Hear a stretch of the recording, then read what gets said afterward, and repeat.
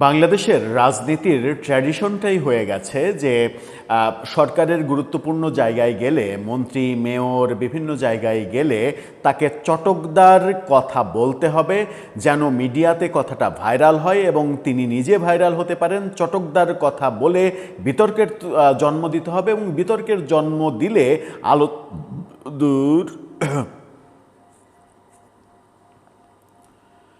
বাংলাদেশের রাজনীতিতে একটা ব্যাপার প্রায় প্রতিষ্ঠিত হয়ে গেছে, সেটা হচ্ছে যে বাংলাদেশের রাজনীতিতে সরকারে বিভিন্ন গুরুত্বপূর্ণ জায়গায় গেলে, দায়িত্বশীল জায়গায় গেলে, মন্ত্রী মেয়র এরকম জায়গায় অধিষ্ঠিত হলে তাকে বিতর্কিত মন্তব্য করতে হবে, চটকদার কথা বলতে হবে, চটকদার কথা বলে এক ধরনের বিতর্কের জন্ম দিতে হবে, ভাইরাল হতে হবে এবং নিজের পরিচয়ের ব্যাপ্তি বাড়াতে হবে।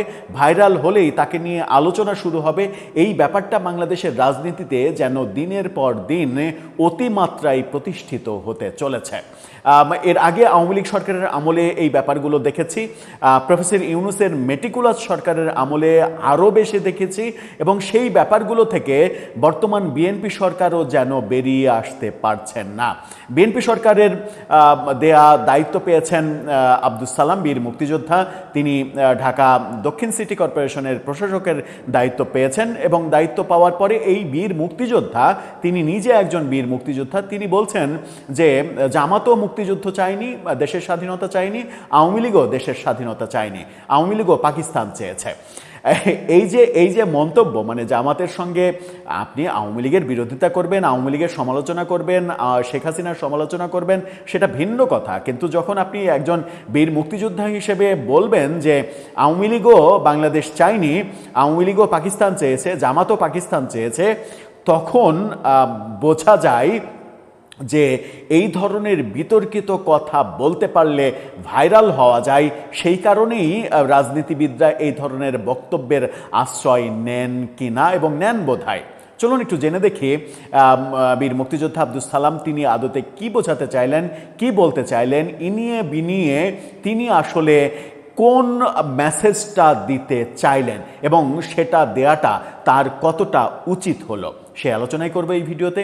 থাকবেন পলিটিক্স টিভির নিয়মিত আয়োজনে।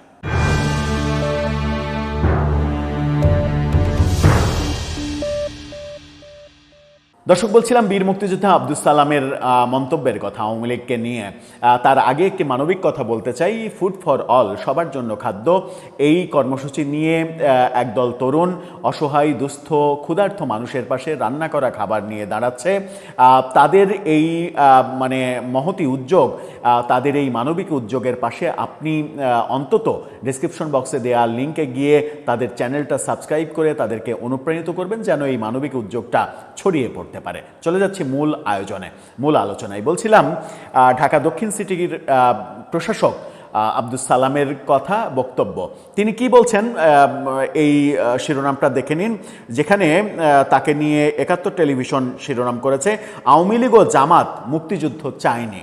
আওয়ামী লীগ নাকি মুক্তিযুদ্ধ চায়নি, জামাত মুক্তিযুদ্ধ চায়নি, সেটা বাস্তবতা, সেটা প্রমাণিত সত্য।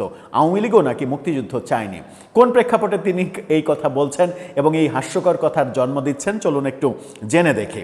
ঢাকা দক্ষিণের প্রশাসক আব্দুস সালাম বলেছেন, আওয়ামী লীগ এবং জামাত ইসলাম মুক্তিযুদ্ধ চায়নি, দুই দলই পরোক্ষভাবে মুক্তিযুদ্ধের বিরোধিতা করেছে। আওয়ামী লীগ নাকি মুক্তিযুদ্ধের বিরোধিতা করেছে। তাহলে ১৯৭১ সালে কাদের নেতৃত্বে মুক্তিযুদ্ধ হলো, কারা মুক্তিযুদ্ধ করলো? ১৯৭১ সালে আওয়ামী লীগ ছাড়া আর কোন দল বাংলাদেশে ছিল? বিএনপির কি জন্ম হয়েছিল? বিএনপি কি তখন মুক্তিযুদ্ধ মানে করেছে কিংবা মুক্তিযুদ্ধের নেতৃত্ব দিয়েছে? এই প্রশ্নটা স্বাভাবিকভাবেই সামনে এসে যায়।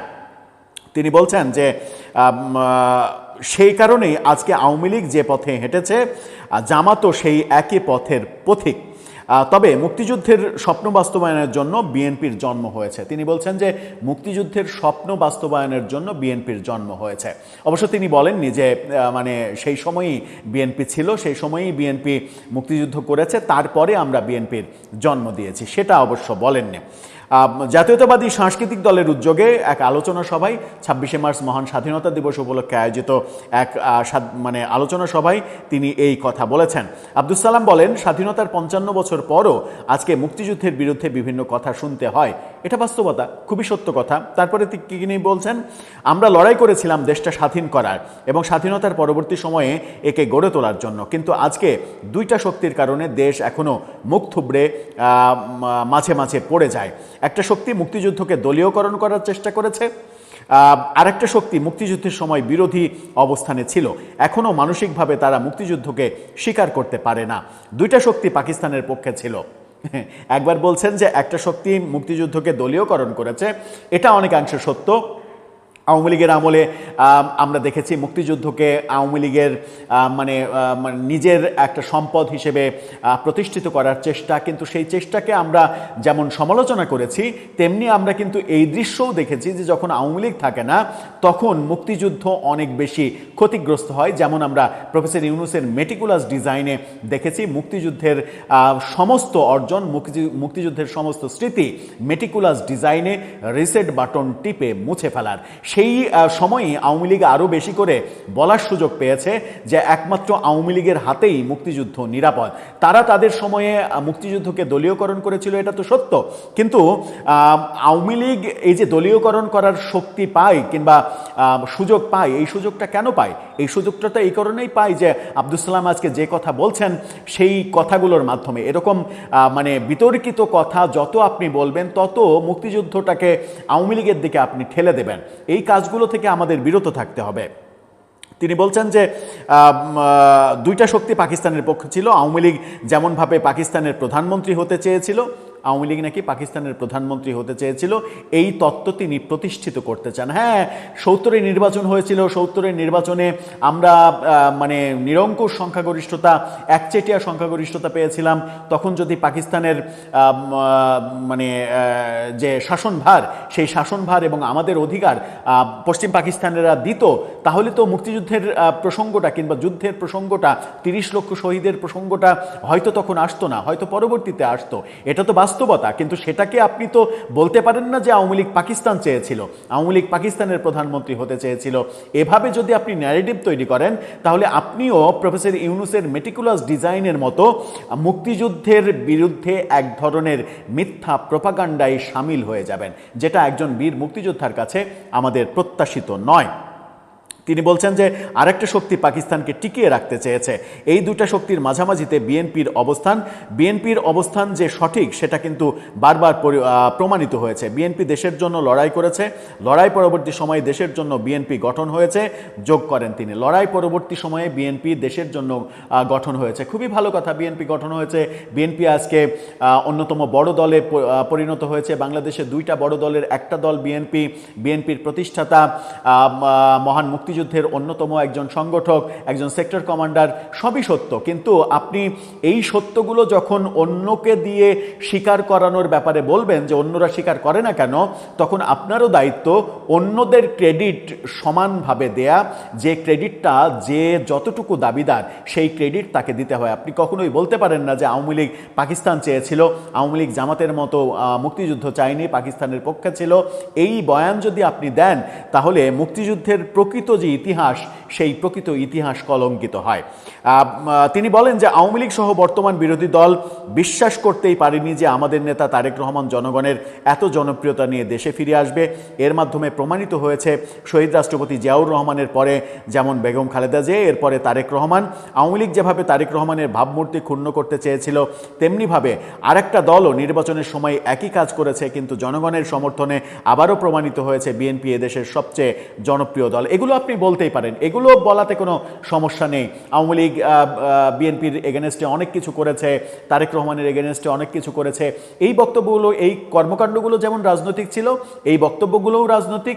এগুলো আপনার বলার 100% রাইটস রয়েছে এবং এগুলো অনেকাংশ সত্যও বটে। কিন্তু তাই বলে আপনি যদি বলেন যে জামাতও পাকিস্তান চেয়েছে, মানে আওয়ামী লীগও পাকিস্তান চেয়েছে, তাহলে আমার মনে হয় যে সত্য থেকে আপনি ইচ্ছাকৃতভাবে অনেক দূরে থাকছেন। আর সত্য থেকে একজন বীর মুক্তিযোদ্ধা যখন ইচ্ছাকৃতভাবে দূরে থাকার চেষ্টা করেন এবং মুক্তিযুদ্ধের প্রকৃত ইতিহাস তার ওই কথার মাধ্যমে যদি বিকৃত হয়ে যায়, তাহলে এর দায় আপনাকেই নিতে হবে, আপনাদেরকেই নিতে হবে।